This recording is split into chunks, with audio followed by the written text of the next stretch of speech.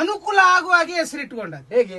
ನನ್ನ ಹೆಸರಿಗೆ ನಿಮ್ಮ ಹೆಸರು ಸುನಂದ. ಸುನಂದ. ಹಾ. ಸುತೆಗಿ ಸುತೆಗಿಯಾ ಹೆಸರು ಹೇಗೆ ನಮ್ದು? ಸುನಂದ. ಅದರಿಂದ ಸುತೆಗಿ ಸುತೆಗಿಯಾ ಇಲ್ಲ, ಸು ಕೊಡುದು ಗೊತ್ತುಂಟು. ಸು ತೆಗ್ದು ಮುಂದೆ ಬಾ.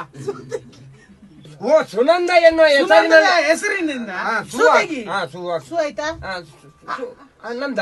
ಸು ಮುಗೀತಾ? ಸು ಮುಗೀತು. ಮತ್ತೆಂತ ಉಂಟ? ನಂದ ನಂದ ಉಂಟು. ನಂದ ಮಾತ್ರ ಅಲ್ಲ. ಹೌದು. ಅಲ್ಲಿಗೆ ಆ ಸೇರಿಸು. ಸೇರಿಸಿದ್ರೆ ಸೇರಿಸಿದ್ರೆ ಏನಾಯ್ತು? ಏನಾಯ್ತು? ಸುನಂದನಿಂದ ಸೂ ತೆಗೆದ್ರೆ ಹಾ. ಸೇರಿಸು. ಸುವಾನಂದ.